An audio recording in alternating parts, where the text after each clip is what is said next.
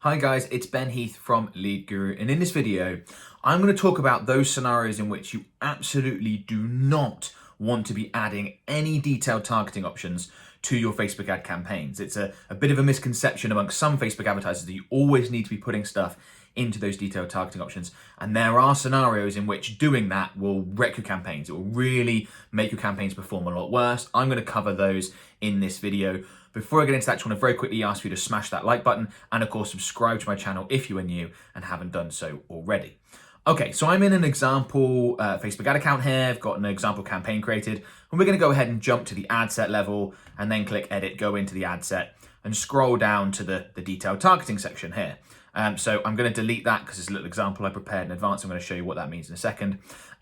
But here we've got the detailed targeting options, right? So this is where you'd normally add in your demographics, your interests, your behaviors, the sorts of things that people traditionally think of when they think of Facebook advertising, right? They think, okay, you've got all these detailed targeting options. We can be really specific with who we advertise to, all that sort of stuff. And there are absolutely scenarios in which you want to use detailed targeting options. If you watch my other videos, you'll see that, we use them all the time. But there are scenarios in which you don't want to. And I'm going to give you some examples by coming up here. In this custom audiences section, I've added in a lookalike audience here. There's now a 1% lookalike based on leads, but it could be any sort of lookalike. It could also be any custom audience added in here as well. If you are targeting a lookalike audience or a custom audience, you do not want to add any detailed targeting options. That is a big, big no-no, okay? So let me give you an example of why. Here we've got a lookalike audience, 1% lookalike audience in the UK. We're targeting the United Kingdom based on previous leads. So if you're not familiar with custom audiences or lookalike audiences, I'll include links in the video description below that will take you to videos that show exactly how to create either custom audiences or lookalike audiences. They are separate things. But you can see that with this lookalike audience, we've got a potential reach of 480,000 people, roughly 1% of the Facebook users in the UK, Facebook and Instagram users in the UK, okay? Now, if we were to go ahead and add in, where are we? A detailed targeting option. The example I popped in was a good one. Let's say I wanted to add in, nope, not employers. Let's say I wanted to people who are interested in fishing. Okay, it's quite a broad interest actually. There's tons of people in the UK interested in fishing. You can see that took our potential reach from 480,000 to 62,000 people. Okay, when you add detailed targeting options into an ad set that is targeting either lookalike audiences or custom audiences, it's an and function. So what you're saying to Facebook is, I want someone to be in this lookalike audience or in this custom audience and match this interest. Whereas that is different. If I take out this lookalike, that is different. You can see 7 million people in the UK interested in fishing. If I was to go ahead and add in other interests, let's say I've got fishing, and let's say I go and add another one being tennis, you can see my audience size increased to 12 million because when you add in interests, demographics, behavior, targeting options, it's an or function. So someone can be interested in fishing or tennis and they will be included. You don't have to be interested in both, okay? Now, there are ways by using this narrow audience that you can make sure that people are interested in both, but in general, it's sort of the basic detailed targeting level, it's an or function. So when you add in 8 different interests, you're getting people who are interested in all 8 things, or interested in one of the 8 things, you're getting everyone, right? Whereas when you add in detailed targeting options, if I get rid of that, go back to when you're adding in detailed targeting options, if you're targeting a custom or a lookalike, it's an and function. Now with a lookalike audience, if I go back and add in that lookalike audience again, the 1%, right? It took us, we got 480,000, we added in fishing. Oh, let me get rid of that so it shows you the number, the 62,000. We went down to 60,000. So that's cut our audience down by like 80%, not something that we want at all. If you're targeting a custom audience, so that's obviously a lookalike audience that starts with 480,000. If you're targeting a custom audience, let's say people on your email list, people who have visited your website, people who perhaps have interacted with you on Facebook or Instagram, those audiences, unless you're quite a large company, are going to be much smaller than 480,000. You might only have 5,000 people that visit your website or, 1,000 people on an email list. If you start with a custom audience that's that small, and then you go ahead and add in detailed targeting options, you are just crushing the size of that audience. And as we know, when it comes to Facebook and Instagram advertising, the larger the audience, the better, all things being equal, okay? You don't want to artificially constrain your audience. And if you're targeting, for example, a custom audience of people who have visited your website or are on your email list, you don't need to further qualify those people with an interest or any sort of detailed targeting.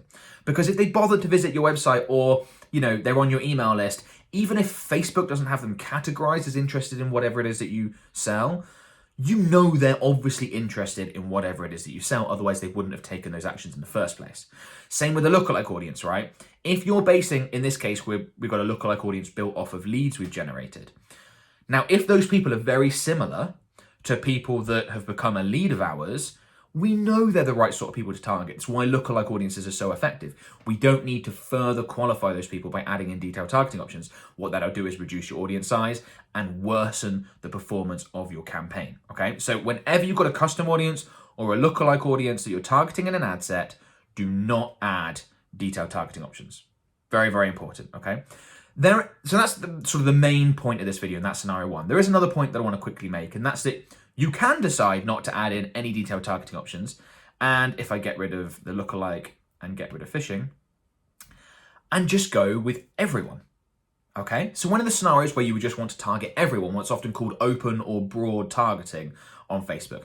Well, if you're a local business, if you're just advertising in a local area and the population size that you're advertising to is not that large, let's say anything less than 100,000 people, you'd almost certainly want at least one ad set. Well, you'd want one ad set that is just targeting everyone in that area. You don't want to get too specific because you're already really constrained by the geographical area in which you're advertising, okay? So that's one scenario in which we use it all the time.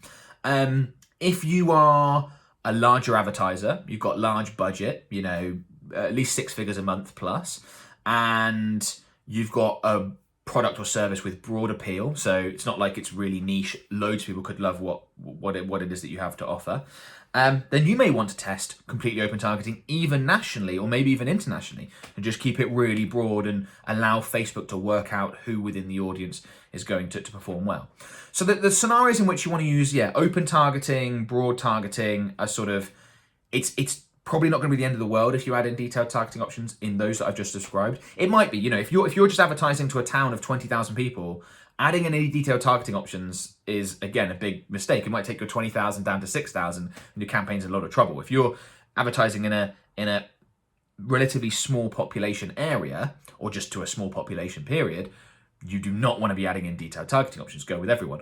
But most importantly, if you've got custom audiences or lookalike audiences that you're targeting, no detailed targeting options, which actually means that I would probably say that more than half of all the ad sets we create and all the campaigns we create for our clients don't have any detailed targeting options because we focus so much on lookalike audiences and custom audiences, particularly lookalike on the cold side of things when we are running our ad campaigns for our clients.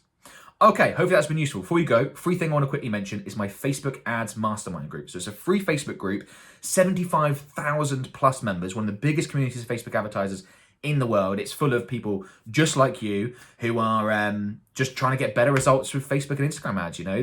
They're asking questions, getting them answered. I'm in there every day. I do free live trainings in the group as well. So if that sounds something you want to be part of, go ahead and click on the link in the video description. We'd love to have you join our community, and yeah, we'll see you over there. If you found this useful, please give it a thumbs up. Please don't forget to subscribe, and of course comment below to let me know. Comments are always much appreciated. They help me create future content. If I know what you like, what you don't like, if I know what questions you guys have got, all really helpful. So please get them in. I go through them all and I try to answer as many as I can. So yeah, best of luck with your Facebook ad campaigns, guys, and I'll talk to you soon. Bye for now.